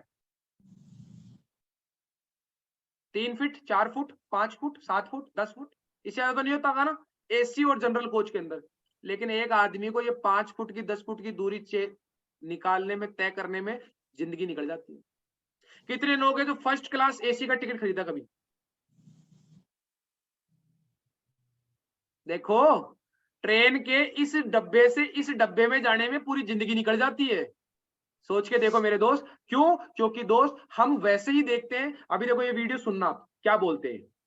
हम तो वो नॉर्मल ट्रेन में सफर कर रही बहुत सारे साल, जिसमें एसी भी नहीं होता था। मतलब एसी तो होता था, हम नहीं बैठते थे। क्यों नहीं बैठते थे? क्योंकि हमको लगता था कि दोनों डब्बे बराबर ही तो पहुंचते हैं, तो पैसा फालतू काय को लगाएं। तो जो एसी वाले में बैठता था हम हंसते थे उसके ऊपर, हम बोलते साले तू भी तो बराबर ही पहुंचेगा हमसे, तेरा डब्बा कोई पहले थोड़ी निकल जाएगा। लेकिन ये बात बहुत सालों के बाद पता चली कि एसी में बैठने में और नॉर्मल बैठने में क्या फर्क होता है। जो फर्स्ट क्लास में सफर करता है उसके साथ वैसे ही लोग सफर करते हैं, जो थर्ड क्लास में सफर करता है 99% उसके साथ वैसे ही लोग सफर करते हैं। वैसी ही बातें तय करती है आप जाओगे कैसे। अगर आप वैसे लोगों में बैठोगे तो वैसे हो जाओगे कि भाई क्या करेगा एसी में बैठ के, इसका डब्बा भी तो तभी पहुंचेगा तब मेरा डब्बा पहुंचेगा, है ट्रेन तो एक साथ ही पहुंचेगी, क्या फर्क पड़ता है, क्यों एक्स्ट्रा पैसा दे रहा है। एक तो ऐसा बोलेगा और एक ऐसा बोलेगा, बोले यार वहां वैसे लोग मिलेंगे। यहाँ अगर जनरल में बैठोगे तो रिंगटोन अलग अलग आएगी, किसी की आएगी चल छैया छैया, किसी की क्या आएगी। लेकिन वहां बैठोगे तो लगभग आपको आईफोन की सुनाई देगी। समझ में आ रही है ना? तो संगत का खेल है दोस्त। जो लोग आपको बोल रहे हैं ना गलत, वो भी नहीं है, लेकिन उन्होंने देखा है। तो हमारा काम क्या है? उनको सही दर्शन करवाना, उनके डाउट क्लियर करना, यही तो काम है हमारा। और क्या काम है इस बिजनेस के अंदर बताओ? अभी मैंने एक जने को भी थोड़ी देर पहले मेरे साथी को प्लान दिया था ऑफिस में बैठ के। मेरे साथी ने बोला कि यार मेरे साथी नहीं आएंगे। मैंने कहा बिल्कुल नहीं आएंगे। क्यों? क्योंकि अभी आपको आता ही नहीं है नॉलेज। जब तक आप ट्रेनिंग नहीं लोगे, मीटिंग, हम ट्रेनिंग मीटिंग में क्या सिखाते हैं? यही तो सिखाते हैं, ऑब्जेक्शन हैंडलिंग तो सिखाते हैं आपको कि आदमी ये प्रॉब्लम बोलेगा तो उसको ये सॉल्यूशन देना है। और सीख के कोई भी तो कोई काम कर सकता है ना, चाहे वो साइकिल का पंचर बनाओ, चाहे वो रोल्स रॉयल्स बनाओ, सीख के ही तो करता सारा काम। तो आपको यहाँ पर सीखना है मेरे दोस्त। अब देखो, अब सीखना है। पहली बात, कंपनी कितने प्रकार की होती है। सबसे पहला बात है कंपनी कितने प्रकार की होती है। लोगों को यही नहीं पता कि कंपनी होती कितनी प्रकार की है, और वो इसी में कंफ्यूज होते रहते हैं। वो सोचते सब एक सी होती है। जैसे जब बत्तूराम मीणा जी ने रेंज रोवर ली थी ना, तो मेरे दोस्त को मैंने प्लान दिया, मेरे गांव का दोस्त था, मैंने कहा पता है हमारा एक सीनियर है बत्तूराम मीणा, कांस्टेबल था और उन्होंने रेंज रोवर ले ली। तो वो मेरे को क्या बोलता है, अपने घर वाले को बोलता है चाय बना एक बार इसके लिए, और बैठ परवीन बैठ। मैं बैठ गया। मेरे को क्या बोले, उस गाड़ी में कितने लोग बैठ सकते हैं? मैंने कहा 5। और मेरी वाली में? मैं कहा 5। देखना सुनना क्या बोलता है। फिर बोलता है कि मारवाड़ी में बोल रहा था वो, मेरी गाड़ी के कितने पेड़े हैं, मतलब टायर कितने हैं? मैं कहा 4। उसमें कितने हैं? 4। फिर उसके बाद में मुझे लगा कि बेइज्जती ज्यादा हो रही। फिर मैंने कहा तेरी उसकी गाड़ी का एक पेड़ा है और तेरी पूरी गाड़ी है। अल्टो ले रखी, वो भी सेकंड हैंड, और वो आदमी रेंज रोवर से कंपेयर करके मेरे को क्या बोलता है उसमें कितने बैठ सकते हैं? मैं कहा 5। बोले मेरी में 5 बैठते। टायर कितने? बोले 4। बोले मेरी में? बोले 4। मैंने कहा उसका एक टायर और तेरी पूरी गाड़ी है। आप सोच के देखो कि आदमी कैसे अपने आप को कॉम्प्रोमाइज करता है, मतलब हर चीज को मर्ज कर देता है। यहाँ पर भी आपको बहुत सारे लोग मिलते हैं जो बोलेंगे साहब हमने सहारा करी, सर हमने वो फलाना टमका करी, वो करी, हमने आरसीएम करी, हमने पीएलसी करी, हमने वो बाइक बोट करी, हमने ये करी, इतनी कंपनियों का नाम, लेकिन उसको पता ही नहीं है कंपनी क्या क्या होती है। एक बात बताओ, पहली क्लास का सिलेबस सारी स्कूलों में सेम होता है ना? हाँ, लेकिन एक बात बताओ कि हम सरकारी में क्यों नहीं पढ़ाते? फिर 10वीं का अंदर अगर सीबीएसई है, छोटा स्कूल होगा उसमें भी सीबीएसई का वही पेपर आएगा, वही एग्जाम आएगा, और बड़ी स्कूल होगा उसमें भी वही पेपर वही एग्जाम आएगा। हम उसमें क्यों करते हैं? क्योंकि दोस्त मैं आपको बताता हूँ कंपनियों का अंतर। पहली कंपनी होती है उसको बोलते हैं फाइनेंशियल कंपनियां, वित्तीय कंपनियां। फाइनेंशियली कंपनी, वित्तीय कंपनी, जैसे मैं आपको बता देता हूं, आज से पहले भी बैंक थे और बहुत सारे बैंक करप्ट भी हुए हैं, बहुत सारे बैंक बंद भी हुए हैं, लेकिन कितने लोग हैं जिन्होंने बैंक में खाता खुलाना बंद कर दिया? यहाँ सब बैठे हुए सबका खाता है बैंक में, हर आदमी का है। लेकिन कुछ बैंक ऐसे भी थे जो बंद हुए और कुछ बैंक ऐसे थे जो मर्ज हो गए। क्यों? वो चला नहीं पाए अपने आप को। जैसे आप देखो एसबीजे थे, वो आज एसबीआई में मर्ज हो गए। बहुत सारे बैंक ऐसे हो गए। लेकिन मैं क्या होता है मैं आपको बताता हूँ, बैंक आपको कमीशन कैसे देता है, आपको इंटरेस्ट कैसे देता है? पड़ा पड़ा तो पैसा अंडे देता नहीं है ना। क्या करता है वो? आपसे पैसा लेता है बैंक में। अब क्या करता है, जो बिजनेसमैन होते हैं उनको देता है पैसा, उनको अपने काम करने के लिए, वो कोई लैंड में लगाए, कहीं लगाए, उनको देता है 10% में। कोई कार ले रहा है उसको दे रहा 8% में, कोई होम लोन ले रहा है उसको दे रहा 10% में, कोई पर्सनल लोन ले रहा है उसको दे रहा 13% में, और आपको कितना देगा? 5%। तो मतलब क्या हुआ, वो आपके पैसे से ही तो कमा रहा है। लेकिन क्या हुआ, जैसे एक दो कंपनियां आई, सहारा कंपनी आई और एक दो कंपनी आई, वो कंपनियों के पैसे डूब गए। लोगों के डूबे कैसे भाई? अगर एक बात बताओ, अगर मैं बैंक भी खोल के बैठा हुआ हूं, अगर मेरे पास पैसे आए और मैंने आगे वाले को दिए और वो आदमी वो जो प्रोजेक्ट डूब गया, तो मैं पैसा कहां से दूंगा? है ना? आपका पैसे को आप काम लगा रहे हो। एक बात बताओ मुझे, आज नीरव मोदी, विजय माल्या, इन्होंने कई बैंकों को करप्ट करा कि नहीं करा? कई बैंक करप्ट हो गए, पैसा लेके चले गए ये, है ना? तो क्या हुआ, क्या कितने लोग हैं जो ऐसा एग्जांपल देते हैं, आपको बोले खाता खुला लो, बोले मैं तो नहीं खुलाऊंगा, मेरे अकाउंट से कोई विजय माल्या पैसे लेके भाग गया तो? कोई नहीं बोलता। क्यों? मेंटालिटी सिर्फ और सिर्फ नेटवर्क मार्केटिंग के प्रति खराब है उनकी। वित्तीय कंपनी को समझ ही नहीं पाते वित्तीय कंपनी होती क्या है। शेयर मार्केट क्या होता है? वित्तीय कंपनी तो होती है शेयर मार्केट में, आपसे पैसा लिया, उसको वो डालते हैं, अगर वो लग गया तो ऊपर और नीचे। शेयर मार्केट में लगाते कि नहीं लगाते लोग पैसे?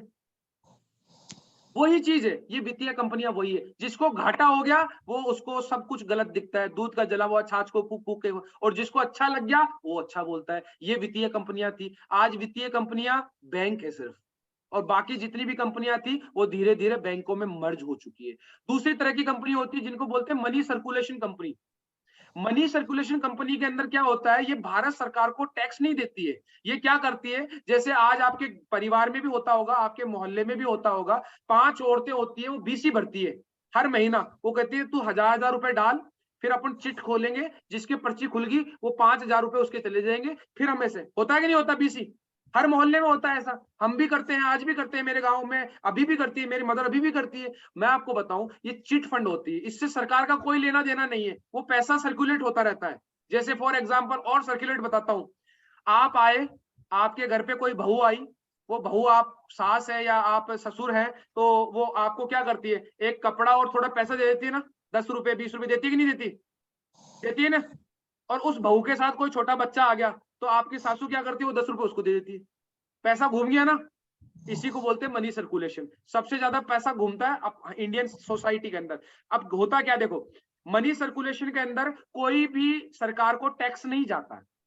अब यहाँ लोग सरकार का टैक्स का फायदा कैसे उठाते हैं, जैसे मैं एग्जांपल देता हूँ, बाइक बोर्ड कंपनी आई थी, बाइक बोर्ड कंपनी बोलती थी आपको मैं एक प्लेटिना बाइक आपका ओला में लगा दूंगा, आप मुझे 60,000 रुपए दो, मैं आपको हर महीना 4,000 रुपए कमा के दूंगा बाइक से। अगर आपने मुझे 60,000 दे दिए, मैंने आपको बाइक नहीं दी, वर्चुअल प्रोडक्ट, आपको 4,000 दे रहा हूँ, आप ही का 60,000 लेके मैं आपको 48,000 साल भर दे सकता हूँ, नहीं दे सकता हूँ, 12,000 12 4 4 4 4 करके, फिर भी मेरे पास में लगभग 12,000 बच रहे हैं ना। तो ये कंपनी क्या होती है, 1 से 2 साल टिकती है, ये आप ही का पैसा लेती है और आप ही में घुमाती है। ये क्या करती है, धीरे धीरे धीरे धीरे जब इसके पास अमाउंट बड़ा हो जाता है, लेके भाग जाती है। आज लोगों के बहुत सारे के बाइक बोर्ड में पैसे लगे हुए हैं, उन्होंने बोला तू छोड़, मैं लगाता हूँ तेरा पैसा। 60,000 रुपए लगा रखे लोगों ने, किसी ने 6 लाख लगा रखे, बोले मेरी 6 बाइक लगा दो भाई, 10 बाइक लगा दो मेरी, और फिर उसके बाद में पैसा लेके भाग गए। वो कहते हैं अरे साहब ऐसा होता है। बताओ हमारी कंपनी में ऐसा होता है भाई, पैसा दिया, मेरे को टाई मिली, ये कमीज मिला, ये कोट मिला, मैंने पहना, आराम से मस्त है, क्या फर्क पड़ा मेरे। लेकिन लोग क्या करते हैं, उसको भी इसी से कंपेयर करेंगे कि यार ऐसा होता है। फिर बताता हूं, अगली कंपनियां होती है जिनको बोलते हैं कॉमर्शियल कंपनियां। कॉमर्शियल कंपनियों में कोई फर्क नहीं पड़ता। कॉमर्शियल कंपनी में एक बात बताओ, बूस्ट पहले सचिन बेचता था और आज विराट कोहली बेच रहा है।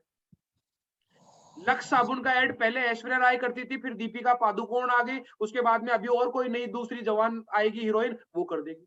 धीरे धीरे उनका बुढ़ापा आता है, वो चली जाती है, वो करती रहती है। ये कॉमर्शियल कंपनियां होती है, जो ऐड करता है उसको पैसा दे देती है, जो नहीं करता उसको पैसा नहीं देती। इससे किसी का फर्क नहीं पड़ता। आज से पहले हम ओसवाल साबुन से कपड़े धोते थे, आज रिन से धोते हैं। कभी पापू जी को रिन नहीं मिला तो टाइड ले आते हैं, टाइड से धो लेते हैं। कोई फर्क पड़ता है क्या हमारे? ये होती है कॉमर्शियल कंपनियां। मतलब कभी लक्स के साबुन से ना लिए, कभी नहीं मिला तो भाई साहब मुल्तानी से ना लिए। ये होती है कॉमर्शियल कंपनियां। इनका प्रोडक्ट जो भी बिकेगा उससे ये पैसा कमाते हैं इनका। अब बात करता हूं तीसरी तरह की, इंश्योरेंस। इंश्योरेंस कंपनियां पहले नेटवर्क मार्केटिंग का चोला ओढ़ के आती थी, नेटवर्क मार्केटिंग के नाम पे आती थी और लोगों के बीमा करती थी। बहुत सारे गांवों के अंदर बीमा कर करके लोगों को इतना लूटा है, वो ना तो मरे और ना ही उनका बीमा मिला उनको। वो कहता आप मर जाओगे, तो वो कंपनी भाग जाती थी। क्या होता था, भारत सरकार ने IRDA के अंतर्गत बोला इंश्योरेंस कंपनी कोई भी नेटवर्क मार्केटिंग नहीं करेगी। अगर आपका कोई भी एजेंट बनता है तो उसको 3 महीने का एग्जाम देना पड़ेगा, 3 महीने कोर्स करना पड़ेगा, तभी जाके वो ये इंश्योरेंस का काम कर सकता है। हर कोई नहीं कर पाएगा। तो इसलिए वो IRDA के अंतर्गत चला गया और नेटवर्क मार्केटिंग जो 2016 के अंदर भारत उपभोक्ता मंत्रालय है उसकी एक गाइडलाइन निकाली गई और 2021 में भारत सरकार ने गैजेट पास कर दिया कि भैया नेटवर्क मार्केटिंग जो है वो MCA के अंतर्गत आएगी, मिनिस्ट्री ऑफ कॉर्पोरेट अफेयर्स। अब आपको लोग कौन से वाले मिलते हैं मार्केट में? या तो वित्तीय कंपनी वाले, या कौन से मिलते हैं? चिट फंड वाले। वो कहते हैं हमने वो करी थी, हमने वो करी थी। भाई साहब कब करी थी आप बताओ तो सही। 2016 के बाद में लीगल कंपनियां बची है, बाकी सब उड़ा दी। भारत सरकार ने इसको रोजगार का दर्जा दे दिया और भारत सरकार ये कह रही है कि तुम व्यापार करो, गाइडलाइन हमने बना के दी। लेकिन अभी भी लोग यही वो मेंटालिटी है। मैं आपको बता रहा हूं आने वाला समय इसी का ही है। कॉलेजों में पढ़ाई जा रही है, यूनिवर्सिटियों में पढ़ाई जा रही है। आप नहीं करोगे तो आपके बच्चों को करनी पड़ेगी मेरे दोस्त, करनी तो पड़ेगी।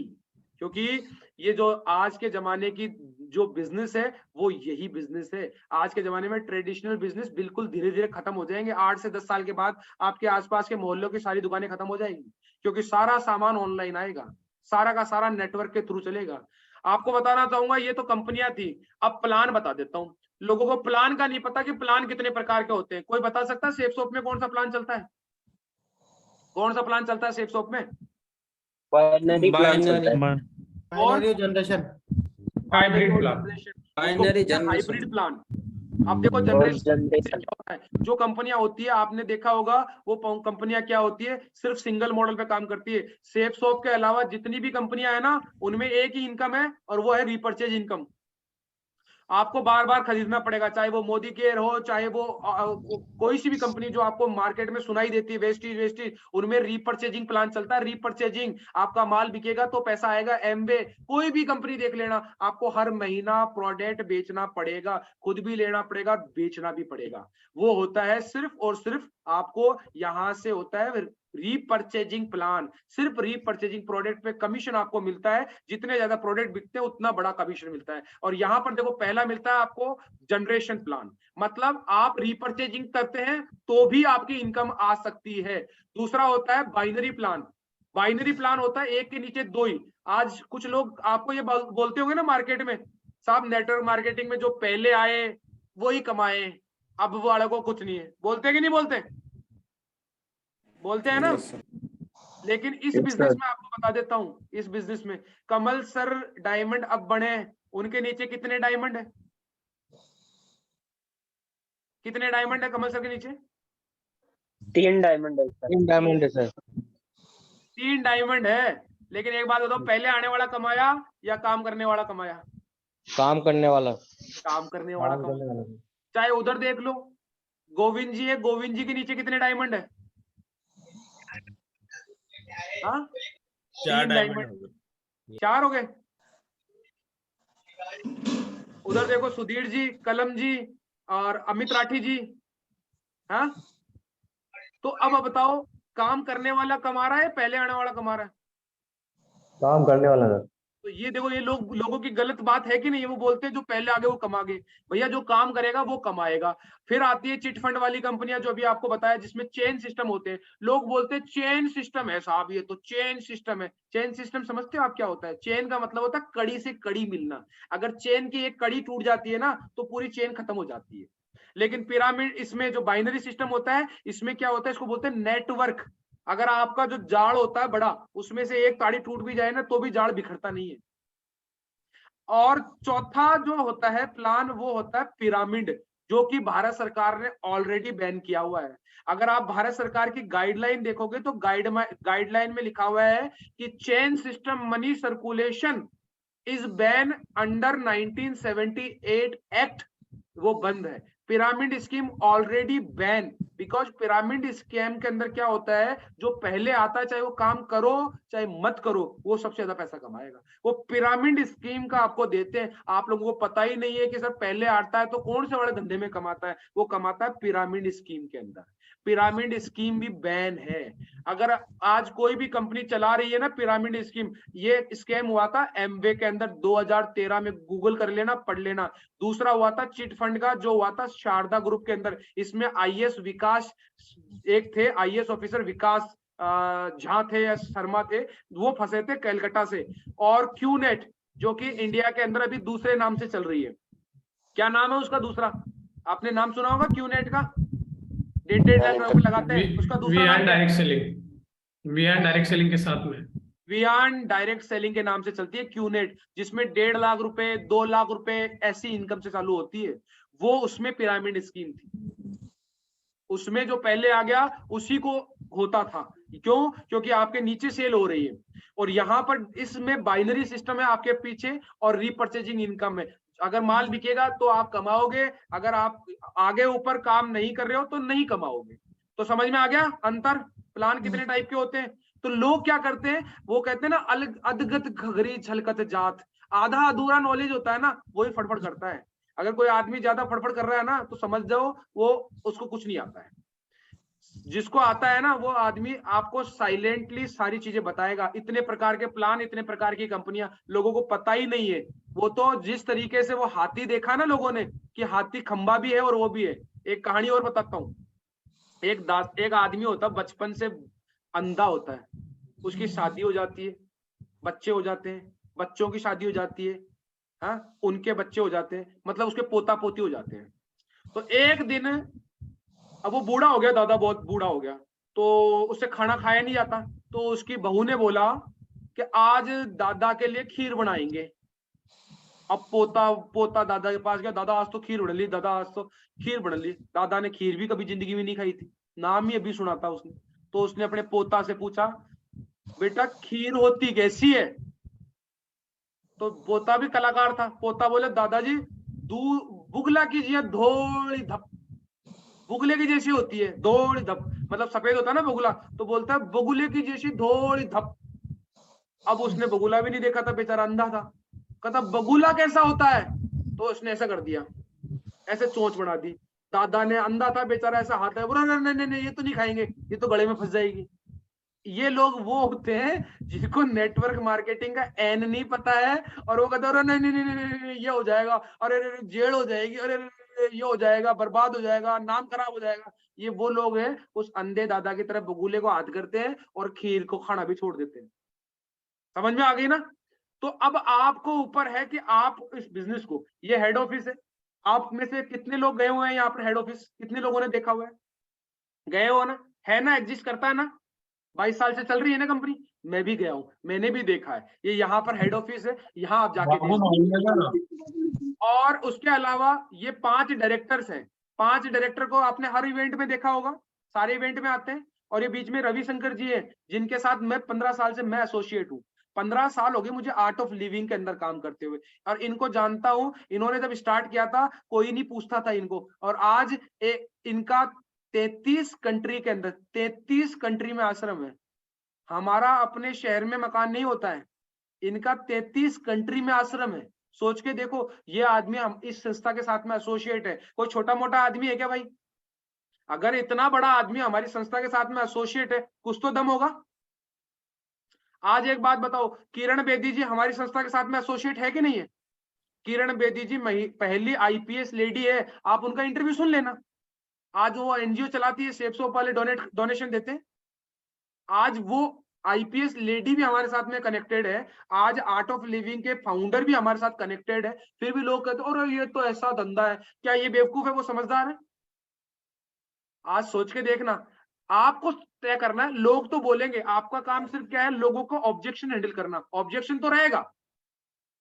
ये देखो, जब सरकार के अंदर जब कोई भी कंपनी खुलती है तो उसको सर्टिफिकेट ऑफ इनकॉर्पोरेशन लेना पड़ता है, जो कि भारत सरकार का एक निगमन का प्रमाण पत्र होता है। मैं आपको दिखाता हूं, देखो दोस्त, ये जो संस्था का सर्टिफिकेट है, इस संस्था के सर्टिफिकेट के अंदर यहाँ पर कंपनी का नाम है। पहला कंपनी का नाम था easybiz.com, easybiz.com जो लिखा हुआ है, ये कंपनी का नाम कब था? सन 2000 सन के अंदर। ये रहा, फाइनेंशियल ईयर था 2000-2001। 14 दिसंबर 2000 को कंपनी की शुरुआत हुई थी। और कंपनी का जो था, ये यूआईएन नंबर है, सीआईएन नंबर आप चेक कर सकते हो नेट पे डाल के। और आपको बताऊंगा, अभी दो चीजें बताऊंगा, आप नेट पे देखना। पहली चीज, easybiz.com, जब अपनी कंपनी ने काम करना स्टार्ट किया तो हमारी कंपनी बेचती थी क्लाउड, सीडी, डीवीडी, ये था उनके पास में। लेकिन उसी समय देखा, वो कहते हैं ना, उगते सूरज को सब सलाम बोलते हैं। पहले के, अभी आप देखो यहाँ पर एक नाम के बहुत सारे मिल जाएंगे, मुकेश नाम के खूब सारे मिल जाएंगे, यहाँ पर संदीप नाम के मिल जाएंगे, इस नाम के बहुत, सुरेंद्र नाम के मिल जाएंगे। क्या होता है, उगते सूरज को सब सलाम कहते हैं। जब easybiz.com कंपनी का वैल्यू बढ़ा तो एक कंपनी खुली जिसका नाम था ईबीज, और प्रोडक्ट भी सेम ले आई। और उसने क्या करा, उसने कंपनी ने नाम खराब करना स्टार्ट करा। उस कंपनी के नाम की वजह से लोग क्या बोलते हैं, अरे ये तो ऐसी है। और बताऊंगा, अभी देखो, अभी आपको नेट पे गूगल खोल के भी दिखाऊंगा। जिनको ये लगता है ना भैया एबीसीडी पूरी पढ़ी है हमने, अब देखो अगली बात बताता हूँ। दूसरा, जब कंपनी को ये लगा कि हमारा नाम खराब हो रहा है, तो कंपनी ने क्या करा, अपना नाम चेंज करा, और अपनी कंपनी ने नाम रखा सेफ एंड सिक्योर। और हमारी कंपनी ने इंश्योरेंस स्टार्ट किया था रिलायंस का, तो उसने safe and secure insurance agency private limited सन 2004 में खोला था। अब 2004 में खोला, जब 2016 में गाइडलाइन आई तो गाइडलाइन ने बोला कि भैया इंश्योरेंस नहीं कर सकते डायरेक्ट सेलिंग वाले, इंश्योरेंस करेगी IRDA, है ना, इंडियन रेगुलेट जो अथॉरिटी थी वही करेगी। LIC हो गया या टाटा वाले हो गए, ये करेंगे, आप नहीं करोगे साहब। तो उसने फिर अपना नाम चेंज करा संस्था ने, और नाम क्या रख दिया, safe and secure online marketing private limited. और अब कंपनी का जो ब्रांड नेम है ना, वो सेफ सोप है। जैसे जिस कंपनी में मैं काम करता हूं ना, उसका ब्रांड नेम है NBC, और कंपनी का नाम है नेशनल इंजीनियरिंग इंडस्ट्रीज लिमिटेड। अब देखो, जब सेफ सॉप ब्रांड नाम करा ना, अभी देखो मैं आपको गूगल खोल के दिखाता हूं, आपके दिमाग में और एक चीज डालता हूं। अब आप देखना, मैं आपको वो चीज भी दिखाता हूं। आप लोगों को स्क्रीन शेयर हो रही ना? यस चलिए, जी अभी सर। देखो आपको स्क्रीन शेयर हो रही है। अब मैं गूगल पे दिखाता हूँ हमारी इस नाम के साथ में भी लोगों के क्या छेड़छाड़ कर रहे हैं। अभी देखो, मैंने आज सुबह अभी पहले भी देखा था और कुछ लोगों को मैंने बताया भी था कि देखो दोस्त, ये कंपनी के साथ में ऐसा हो रहा है, आपके साथ में धोखाधड़ी हो सकती है, आप देखना। ये मैंने गूगल खोल दिया, दिख रहा है गूगल? ठीक है, अब मैं यहां डालता हूं सेफ सॉप। ठीक है, सेफ सॉप CIN नंबर, ये मैंने डाला। कोई आदमी यही डालेगा अगर उसको बोला सेफ सॉप का CIN नंबर। अब देखना पहली कंपनी कौन सी आती है, देखना। अब देखना यहाँ पर सेफ सॉप का जब मैंने डाला है तो आपके सामने क्या खुलता, देखना। दिख रहा है आपको दो चीजें? ये नाम क्या है?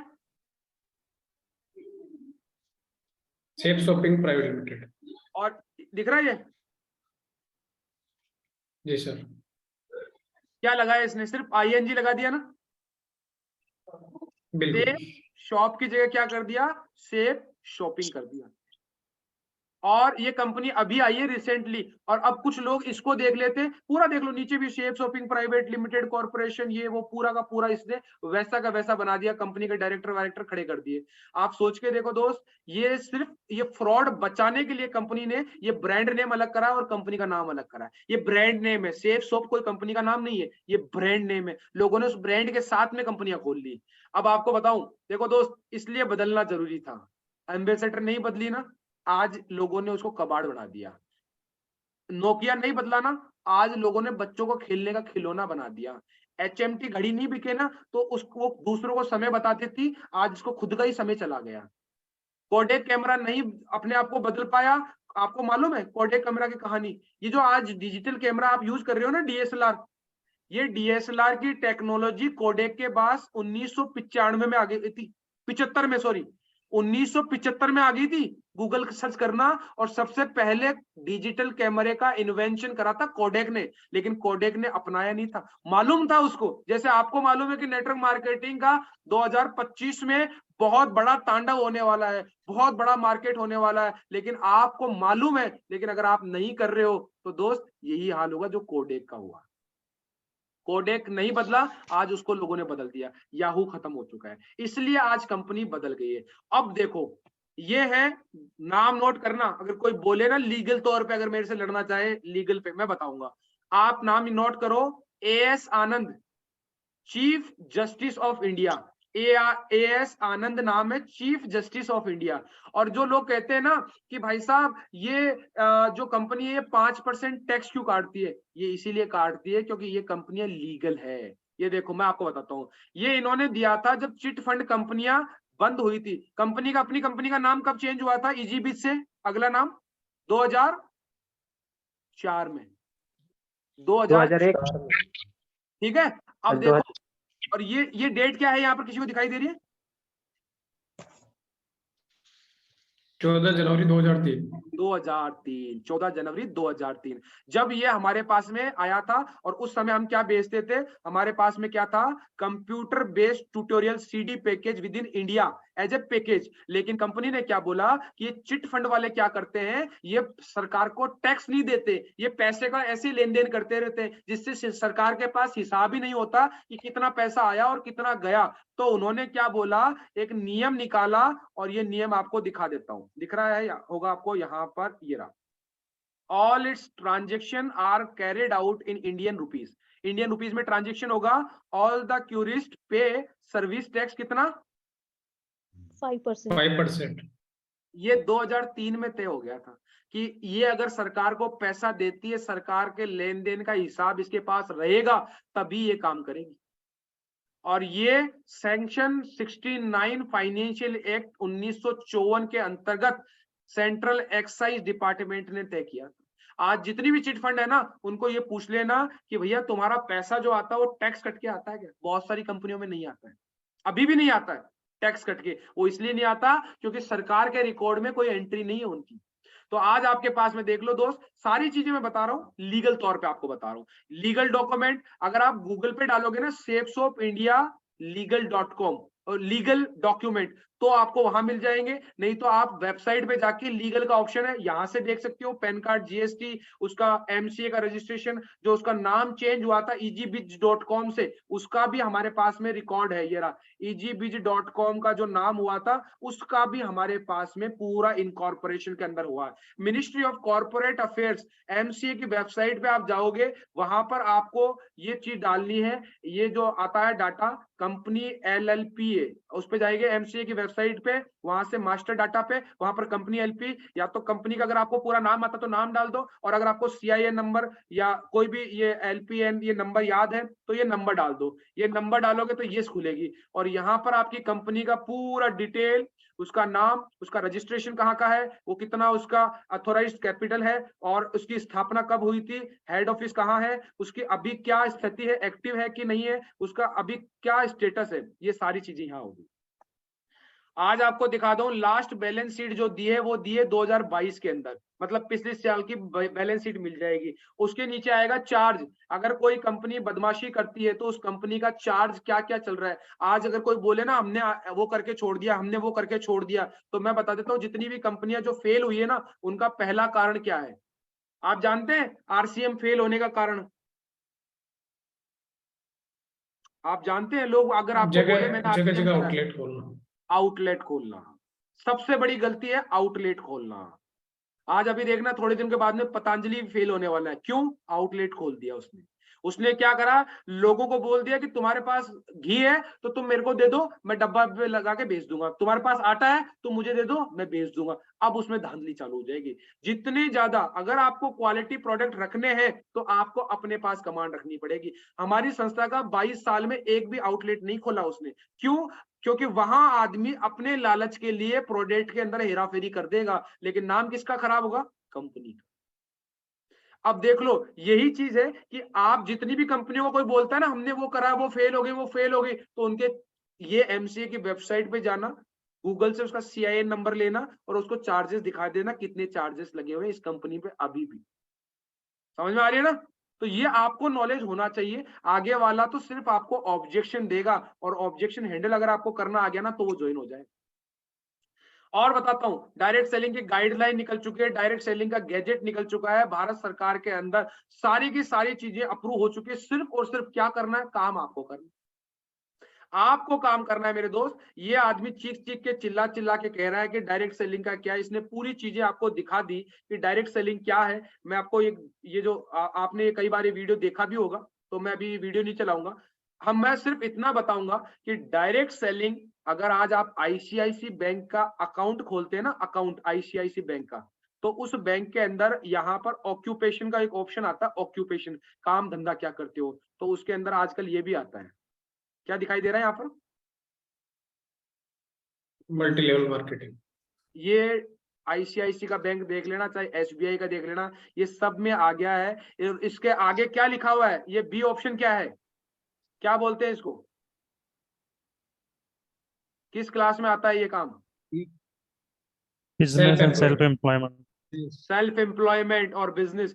IBO है ना, आप सेल्फ एम्प्लॉयड हो ना, ये इसलिए आता है। ऊपर वाले में आता है सैलरीड। सैलरीड में कौन आया भाई? गवर्नमेंट की नौकरी करता है, कोई प्राइवेट नौकरी करता है, पब्लिक सेक्टर की करता है, वो सारे नौकर कैटेगरी में, नौकरी कैटेगरी में। और यहाँ पर क्या बोला?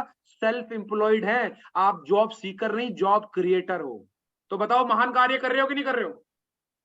Yes sir. अगली चीज सुनना, एक बात देखो, डायरेक्ट सेलिंग में लोग कहते हैं रेशियो बहुत कम है सक्सेस का।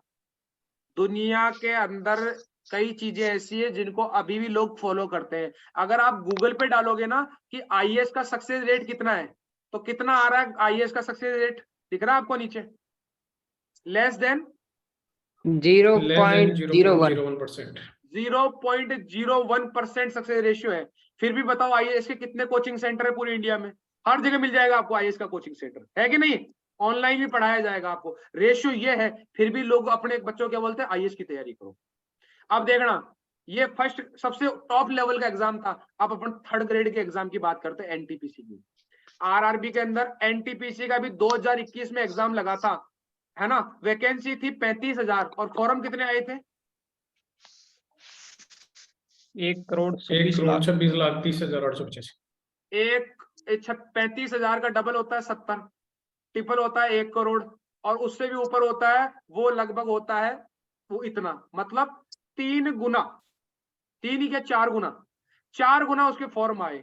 हाँ, और उसका बाद में जो अब अगर मैं रेशियो निकालूं कि कितने लोगों ने पार्टिसिपेट करा और कितने लोगों को जॉब मिल सकती है, तो रेशियो कितना आता है? 0.2%। 0.2%। अब बताओ थर्ड ग्रेड एग्जाम में भी यही नुकसान है और टॉप के एग्जाम में भी नुकसान है। आज बताओ सेफ शॉप का जो है उसका फायदा मैं आपको बताता हूँ। हर साल पॉपुलेशन बढ़ रही है 1%। पहले थी 1,138 करोड़, फिर वही 139 करोड़, आज है 140 करोड़, और अगले साल कितनी हो जाएगी? 141 या 142 करोड़। बढ़ेगी कि नहीं बढ़ेगी? अब आईएएस का जो रेशियो है वो बढ़ेगा कि घटेगा? घटेगा। और कम हो जाएगा ना, 0.01 से और 0.001 हो जाएगा कि नहीं होगा? अब जब 140 करोड़ लोग थे तब कितने फॉर्म आए थर्ड ग्रेड के एग्जाम के अंदर? एनटीपीसी वाले के अंदर लगभग 1,26,00,000। जब अगली साल 1 करोड़ लोग और आ जाएंगे तो कम से कम 10-50 लाख तो और आएंगे कि नहीं आएंगे? लेकिन अब बताओ ये हमारे वाले धंधे में आएंगे तो फायदा है कि नुकसान? फायदा है। फायदा। तो हमारे जो धंधा है उसके अंदर जितने ज्यादा लोग आएंगे उतना अपने को फायदा है। तो बताइए अभी कर लेना चाहिए या बाद में करना चाहिए? अभी कर लेना चाहिए। तो भैया 2025 तक जो भी आदमी गिर पिर के कैसे भी लगा रहा ना इसमें, वो अपने खानदान का इतिहास रच जाएगा। और जो अभी भी सोच रहे हैं ना करेंगे देखेंगे ये वो, मैं बोलता हूँ करना पड़ेगा। मैंने भी 4 साल तक यही करा था, देखेंगे करेंगे सोचेंगे, लेकिन आज कर रहा हूँ कि नहीं कर रहा हूँ? कर रहा हूँ ना। आज सुबह मॉर्निंग मीटिंग भी लेता हूँ, आज दोपहर में प्लान फॉलो अप भी करता हूँ, और रात को आकर फिर ट्रेनिंग भी लेता हूँ। क्यों? अगर उस समय कर लेता ना तो शायद आज मेरे नीचे प्रवीण जैसे खूब सारे हो जाते। दोस्त आपके साथ में भी होगा ये। आज देख लो सलोनी यूनिवर्सिटी पढ़ा रही है, दिल्ली यूनिवर्सिटी पढ़ा रही है। आज पैसों का देख लो, 1920 में क्या हाल था और आज 2020 में क्या हाल है। 1920 के अंदर हमारे दादा के दादा 1 रुपए में पूरा घर चला लेते थे। 1940 में हमारे पापा के दादा थे ना, वो 10 रुपए में खर्चा चला लेते थे। 60 में हमारे दादाजी 100 रुपए में खर्चा चला लेते थे, और 1980 में हमारे पिताजी 1000 रुपए में बहुत अच्छा कमा लेते थे। और हम जो बड़े एज वाले हैं वो 2000 में 10,000 की इनकम थी ना तो अच्छा खासा कमा लेते थे। लेकिन अगर आज बात करूं मैं, हम है यहाँ पर 2022 चल रहा है, ये तो 2020 में लाख रुपए बता रहा है, 2020 में लाख बता रहा है। तो अभी बढ़ेगा कि नहीं बढ़ेगा? जी बढ़ेगा। और बिल्कुल बढ़ेगा सर। आपको नौकरी में तो सिर्फ एक इनकम मिलती होगी ना, और एक दिवाली का बोनस। लेकिन यहाँ क्या क्या मिलता है? अभी आपको रिवाइज करवाया था रमेश जी ने कि आपको हर महीना पेयरिंग इनकम भी ले सकते हो, रैंक इनकम भी ले सकते हो, कार फंड भी ले सकते हो, टारगेट इनकम भी ले सकते हो, रीपरचेजिंग इनकम भी ले सकते हो, और एक और चीज बता देता हूँ, पेंशन भी ले सकते हो। पता है आपको पेंशन मिलती है सेफ शॉप में? बिल्कुल सर, डायमंड के बाद में। डायमंड के बाद में पेंशन और मिलना स्टार्ट हो गई। और अभी जो अर्जुन अवार्ड आया है उसमें टारगेट के अलावा यह है कि आप हस्बैंड वाइफ और घूम के आ सकते हो। जो सबसे ज्यादा पैसा कमाएगा उसको पैसा तो मिला ही मिला। अपना एक जो टारगेट हुआ यूरोप वगैरह का वो तो होगा ही होगा, और अभी टर्की का और निकला हुआ है। उसके अलावा यूरोप घूम के आ जा, उसके बाद में वापस आके अब टर्की अपनी वाइफ के साथ में फिर चला जा। बताओ कितना लोगे, कितना पैसा है, कितना मान सम्मान है, कितना रिस्पेक्ट है। बताओ करना चाहिए कि नहीं करना चाहिए? करना चाहिए। करना चाहिए। अब देखो ये आज का तीसरा दिन था, चौथा दिन होगा, उसमें बहुत सारी अलग चीजें हैं, बहुत सारी अजीब चीजें हैं, कहानियों के माध्यम से सिखाई जाएगी। लेकिन आज अगर आपको जो डायरेक्ट सेलिंग के बारे में, कंपनियों में अंतर, प्लान के अंदर तरीके, करनी चाहिए कि नहीं करनी चाहिए, बहाना बनाना चाहिए कि जिंदगी बनाना चाहिए, हर एक चीज को एक एक तरीके से खोल खोल के बताया कि नहीं बताया?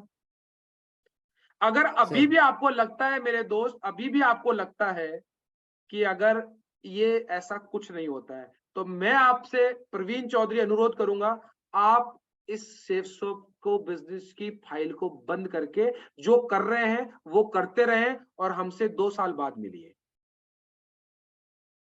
समझ में आ रहे हैं? हमसे 2 साल बाद में मिलिए। आपको मिलने के लिए भी टाइम लेना पड़ेगा। कितने लोग हैं जो साथ में चलना चाहते हैं और कितने लोग हैं जो 2 साल बाद मिलना चाहते हैं?